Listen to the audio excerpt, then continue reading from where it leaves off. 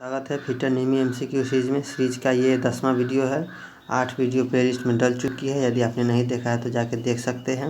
और पहली बार चैनल पर आए होंगे तो सब्सक्राइब करके बेल आइकन दबा दीजिएगा ताकि आने वाली वीडियो का आपको पता चल सके।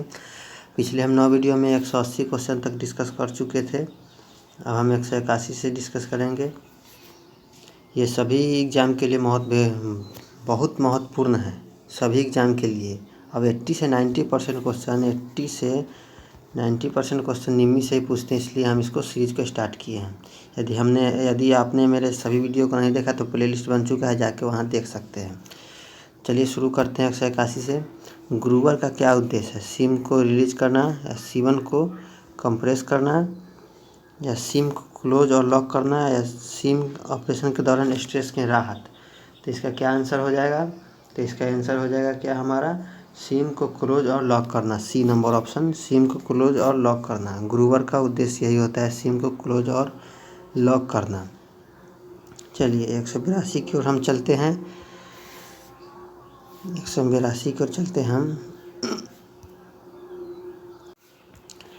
कि रिवेट के निर्माण के लिए उपयोग किए जाने वाली सामग्री क्या है? रबर है, कृत्रिम है, हार्डेंड स्टील है, या माइल्ड स्टील है।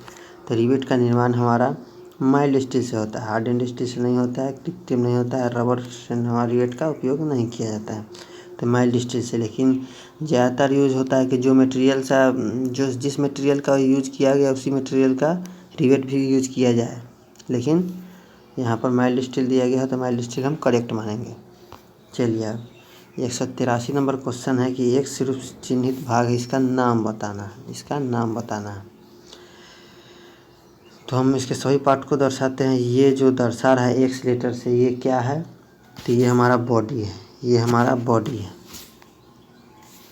ये हमारा क्या है? तो ये हमारा बॉडी हो जाएगा, ये हमारा बॉडी हो जाएगा। और यहाँ से यहाँ के बीच जो भाग है इसको क्या बोलेंगे? इसको हम टेल बोलेंगे, इसको हम टेल बोलेंगे। या ये जो है यहाँ से यहाँ तक के होगा, इसको हम हेड बोलेंगे, हेड बोलेंगे। इसको हम हेड बोलेंगे, इसको हम हेड बोलेंगे। इसको हम यहाँ से यहाँ तक जो होगा उसको हम हेड बोलेंगे। इसको यहाँ से यहाँ जो होगा टेल बोलेंगे। ये हमारी पूरी बॉडी हो जाएगी। और ये इसका डायमीटर कहाँ से मापेंगे? तो यहाँ से इसका डायमीटर हम मापेंगे। 1 मिनट, यहाँ से यहाँ के बीच किसके डायमीटर को हम मापेंगे।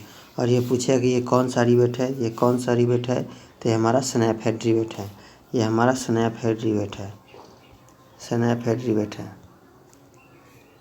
तो स्नैप हेड रिवेट का यूज कहाँ करते थे? यह सबसे अधिक प्रयोग किए जाने वाले रूप पर रिवेट है तथा यह बहुत मजबूत जोर प्रदान करता है। यही स्नैप हेड रिवेट ये मजबूत जोर प्रदान करता है, बहुत मजबूत और ज़्यादा प्रयोग किया जाता है। चलिए 184 और के चलते हैं।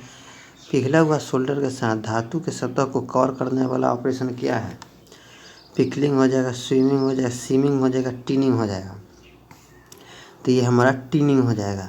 पिघला हुआ सोल्डर के साथ धातु को कवर करने वाला ऑपरेशन टीनिंग हो जाएगा। सीमिंग हो जाएगा, सीट मेटल का सीमिंग, और वो सीमिंग हो जाएगा, सीट मेटल में आ जाएगा वो। स्वेविंग भी सीट मेटल है, पिकलिंग दूसरा है, ये हमारा टीनिंग हो जाएगा ऑप्शन। चलिए 184 हो गया। 185 पर हम चलते हैं।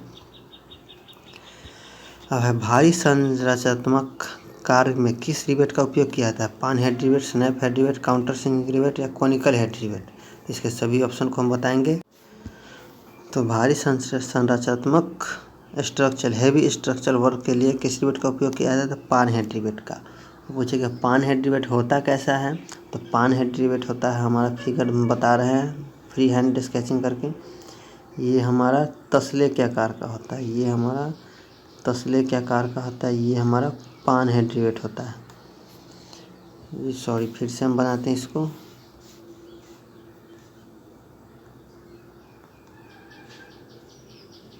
ऐसा जो रिवेट होगा हमारा पान हेड रिवेट होगा। थोड़ा फ्री हैंड स्केचिंग में थोड़ा गलत बन रहा है, इसलिए कोई बात नहीं है। ये हमारा कौन रिवेट हो जाएगा? ये हमारा पान हेड रिवेट हो जाएगा। इसका इस्तेमाल वहाँ किया जाता है जब मजबूती ही मुख्य विचारणीय बात है, जैसे भारी संरचनात्मक कार्यों में। चलिए अब स्नैप हेड रिवेट की ओर हम चलते हैं। स्नैप हेड रिवेट कौन है? तो स्नैप हेड रिवेट हम पिछले वीडियो में पिछले क्वेश्चन में चर्चा किए कि स्नैप हेड रिवेट ये है और यहाँ से शंकु आकार का होता है। ये हमारा स्नैप हेड रिवेट हो गया। यह सबसे अधिक प्रयोग किया जाने वाला रूप वाला ये रिवेट है। यह बहुत मजबूत जोड़ प्रदान करता है। अब काउंटर सिंक हेड रिवेट की हम चलते हैं। तो हमारा काउंटर सिंक रिवेट कैसा होता है? तो काउंटर सिंक रिवेट हमारा ऐसे होता है, ऐसे। ये हमारा काउंटर सिंक रिवेट होता है। इसका उपयोग स्लाइडिंग सतहों पर किया जाता है, जैसे कि मशीन यहाँ से स्लाइड कर रहा है तो ये बीच में अड़चन ना आए, इसलिए हम इसका प्रयोग करते हैं। भाई conical head rivet, conical head rivet कहाँ है? कोनिकल हेड रिवेट त्रिभुज के जैसा ये होता है और ये ऐसा, ये होता है हमारा कोनिकल हेड रिवेट। इसका उपयोग किया है कहाँ किया है? तो यह प्रायः हल्के संयोजन कार्यों के लिए प्रयोग किया जाता है, जहाँ हाथ से हथौड़ा चलाकर रिवेटन किया जाना हो। तो ये हमारा चारों को हम रिवेट को डिस्कस कर चुके हैं। तो इसका आंसर क्या हो जाएगा? भारी हैवी स्ट्रक्चर वर्क के लिए हम पान हेड रिवेट का प्रयोग करते हैं। चलिए नेक्स्ट क्वेश्चन की ओर हम चलेंगे। चलिए हम 186 नंबर को देखेंगे कि स्नैप हेड रिवेट का सपोर्ट वाला टूल कौन है? डॉली है, ड्रिफ्ट है, रिवेट सेट है या स्नैप है? तो स्नैप हेड जो रिवेट जो हम देख चुके हैं उसको डॉली वो सपोर्ट करने वाला टूल क्या था? डॉली। डॉली नीचे लगा होता है। डॉली जैसे कि ये रिवेट है, ये रिवेट है और यहाँ से जो डॉली लगा होता है ये भाग, इसी को हम डॉली बोलते हैं। इसी को हम डॉली बोलते हैं। जो रिवेट के हेड को ये सपोर्ट करता है, ये डॉली हो जाता है। रिवेट के हेड को सपोर्ट करता है, उसे डॉली कहते हैं। हम फिगर में आपको दिखा सकते हैं कि डॉली को किसे कहते हैं, लेकिन अभी चलिए डॉली हम बता चुके हैं कि डॉली ये रिवेट जो है, जैसे कि ये रिवेट है, इसके हेड को सहारा देने के लिए जो प्रयोग किया जाता है वो वही हमारा डॉली कहलाता है। या नीचे हेड को रख के ऊपर से हम रिवेट सेट करके और यहाँ पर जो जॉब होगा उस पर हम रिवेटिंग करेंगे और रिवेट सेट को जो नीचे सहारा देगा वही डॉली हमारा कहलाता है। और ड्रिफ्ट क्या होता है? तो ड्रिफ्ट हमारा होल करने वाला टूल होता है। सिलिंड्रिकल पंच होता है। छिद्र के साइज में लाने के लिए, उसको हल्का बड़ा करने के लिए हम ड्रिफ्ट का प्रयोग करते हैं। चलिए रिवेट सेट के बारे में रिवेट स्नैप जो होता है, रिवेट स्नैप जो होता है वो इसका रिवेट स्नैप का उपयोग रिवेटिंग के बाद उसको सही स्वरूप प्रदान करता है।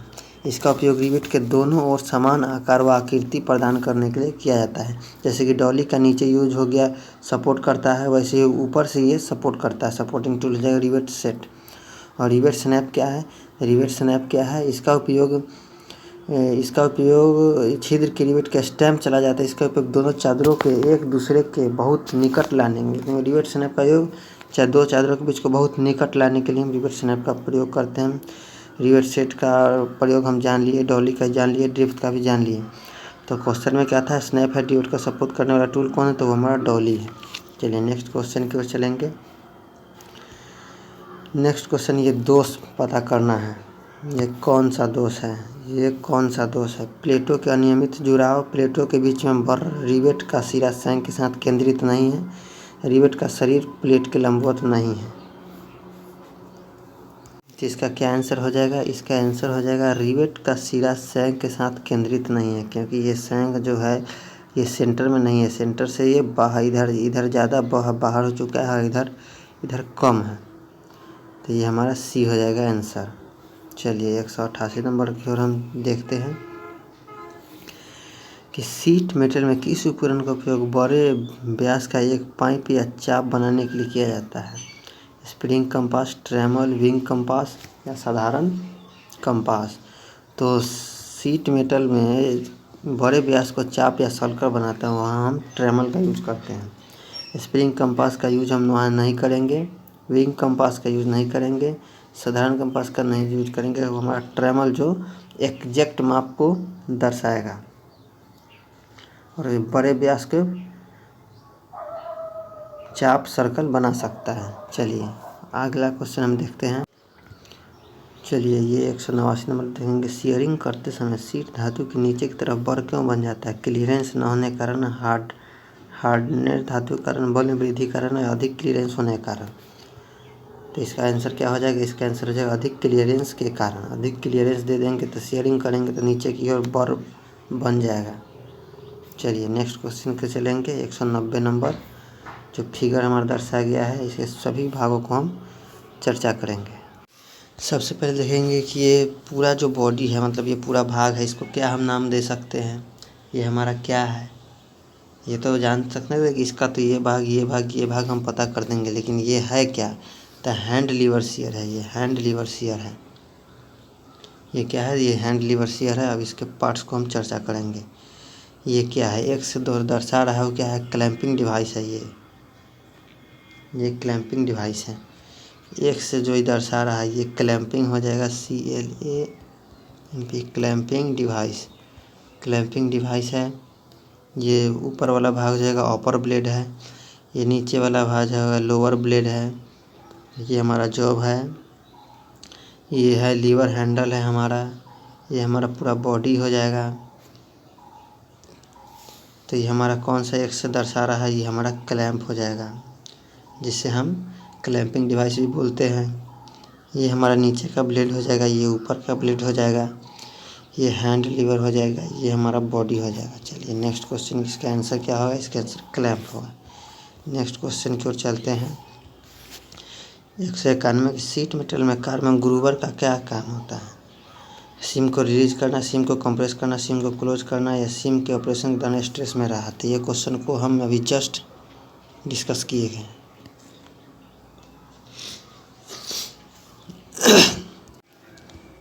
तो इसका क्या आंसर हो जाएगा? कॉनिकल हेड रिवेट, जिसे हम हल्के असेंबली में करते हैं, और भारी में पान हेड रिवेट का।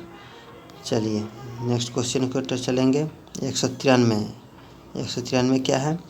रिवेट हेड के दूसरे छोर को बनाने के लिए किस उपकरण का उपयोग करेंगे? तो हमारा हो जाएगा रिवेट स्नैप। ये हो रहा है हमारा रिवेट स्नैप। रिवेट सेट का यूज है, तो ये प्लेटों को नज़दीक लाने के लिए रिवेट सेट का यूज करते हैं। ड्रिफ्ट जो होता है नीचे सपोर्ट करता है रिवेट को, और ड्रिफ्ट जो होता है छेद करता है, डॉली होता है जो नीचे सपोर्ट करता है।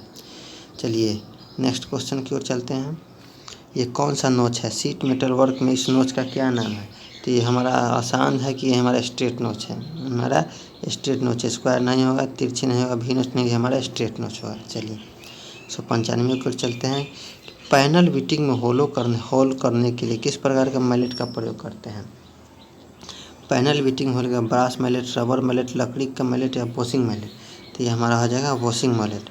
वॉशिंग मैलेट पैनल बीटिंग में होलो करने के लिए हम यूज करते हैं वॉशिंग मैलेट का। लकड़ी का हैमर का यूजिंग नहीं करेंगे, रबर का नहीं, और ब्रास का हम नहीं करेंगे, वो हमारा वॉशिंग मैलेट का यूज करेंगे। चलिए नेक्स्ट क्वेश्चन को चलेंगे। 196 इस रिवेटिंग दोष का क्या है? ये रिवेटिंग दोष जो है क्या है? चलिए इस क्वेश्चन को डिस्कस करते हैं कि रिवेट का क्या दोष है। ये देख लीजिए यह क्या दोष है। उसके ऑप्शन को देखते हैं। प्लेट के बीच में वर्र है, रिवेट हेड सेंटर में नहीं है, बहुत ज़्यादा अलाउंस दिया गया है, प्लेट पर एक होल एक सीध में नहीं है। तो ये जूम करके हम देख सकते हैं ये क्या है। तो ये जो होल जो दिया गया है, ये होल देखिए, इस होल में ये यहाँ गैप है और यहाँ गैप है। तो इसको हम इस वाले पार्ट्स को इधर घसकाएंगे, या इस वाले पार्ट्स को हम उधर घसकाएंगे, तो हमारा होल से सीधा हो जाएगा, ठीक हो जाएगा। तो ये हमारा क्या आंसर हो जाएगा? प्लेट का होल एक सीध में नहीं है, क्योंकि ये देखिए प्लेट का होल एक सीध में रहता तो ये गैप इधर है, ये गैप इधर नहीं होता। तो ये हमारा डी ऑप्शन हो जाएगा। प्लेट पर होल एक सीध में नहीं है। चलिए 197 नंबर चलते हैं। एक पक्ष के साथ एक सर्कल के चाप को बनाने के लिए किस स्टेक का प्रयोग किया जाता है? एक पक्ष के साथ एक सर्कल के चाप को बनाने किस स्टेक का प्रयोग होता है? फनल स्टेक, हैचेक स्टेक, हाफ मून स्टेक, या बी कारण स्टेक। हमारा कौन स्टेक होगा? ये हमारा हो जाएगा half moon stake. Half moon stake होता क्या है? हाफ मून स्टेक चांद के जैसा होता है कि हमारा ये हो गया, ये हमारा हाफ मून स्टेक हो जाएगा। यहाँ से ये हमारा हाफ मून स्टेक होता है। इस पर ही हम एक सर्कल या चाप बनाने के लिए इस स्टेक का प्रयोग करते हैं, हाफ मून स्टेक का। फनल स्टेक हमारा ये होता है। फनल स्टेक हमारा कैसा होता है? फनल स्टेक ये है हमारा। फनल स्टेक ऐसा होता है त्रिभुज के जैसा। ये हमारा फनल स्टेक होता है। ये हमारा फनल स्टेक हो जाएगा। हाफ मून स्टेक होता है। हैचेट स्टेक के कौन सा होता है? हैचेट स्टेक होता है, स्क्वायर में होता है। यहाँ पर ऐसे हैचेट स्टेक होता है, हैचेट स्टेक होता है यहाँ। बी के आयरन स्टेक क्या होता है? तो बी के आयरन स्टेक यहाँ जो ऐसे जो होता है, यहाँ जो पूंछ के वो निकला होता है, वही इसको हम बीक कहते हैं। इसी का नाम पड़ा इसका बीक आयरन स्टेक, बीक और बीक आयरन स्टेक। चलिए सभी हो गया। ये 198 नंबर देखते। सीट मेटल वर्क में सहायक टूल का नाम क्या है? तो भाई टूल किधर है? तो टूल इधर है, ये टूल इधर है। ये कौन सा टूल है? तो ये कौन सा टूल है? तो राउंड हैचेट स्टेक है, फनल स्टेक है, हाफ मून स्टेक है, राउंड बार स्टेक है। तो hatchet stake, funnel stake, half moon stake अभी जस्ट तीनों को हम क्लियर किए हैं। तो ये हमारा चौथा नंबर हो जाएगा, round bottom stake. Round bottom stake ये हमारा हो जाएगा राउंड बॉटम स्टेक। चलिए नेक्स्ट की ओर की हम चलते हैं। ये तीनों स्टेक के बारे में हम तुरंत अभी चर्चा किए हैं पिछले क्वेश्चन में, और ये हमारा राउंड बॉटम स्टेक हो जाएगा। चलिए अब 199 नंबर देखते हैं कि सीट मेटल जॉइंट में, सीट मेटल जॉइंट में क्या है? इस जॉइंट का क्या नाम है? ये हमारा ग्रूव जॉइंट है, पेन डाउन जॉइंट है, नाउक उप जॉइंट है, या डबल ग्रुप जॉइंट है? तो ये कोई भी देख के बता सकता है कि डबल ग्रुप जॉइंट है। ये ग्रुप जॉइंट नहीं है, ये हमारा ग्रुप जॉइंट नहीं है, पेन जॉइंट नहीं है, नॉकडाउन जॉइंट नहीं, डबल ग्रुप जॉइंट। ये हमारा डबल ग्रुप जॉइंट है, क्योंकि ये डबल ग्रुप जॉइंट है। कोई भी देख के बता सकता है कि ये डबल ग्रुप जॉइंट है। चलिए नेक्स्ट क्वेश्चन 200 और लास्ट का देखते हैं कि स्निप की अधिकतम कटिंग क्षमता क्या होता है? स्निप की अधिकतम कटिंग क्षमता क्या होती है? तो 1.2 mm, 2 mm, 2.5 mm, 3 mm। तो स्निप की कटिंग क्षमता होती है हमारा 1.2 mm। तो स्निप की कटिंग क्षमता कितनी होती है? तो होते 1.2 mm। 1.2 mm जो प्लेट होगा उसको हम स्निप से काट सकते हैं, और 1.2 mm से 2 mm से ज़्यादा होगा तो उसके लिए हम सीयर का प्रयोग करते हैं, लीवर सीयर का। तो चलिए ये हमारा क्वेश्चन हो गया। हमने 200 क्वेश्चन को निम्मी की आज तक हमने 200 फर्स्ट सेमेस्टर के 200 क्वेश्चन को डिस्कस कर लिया है।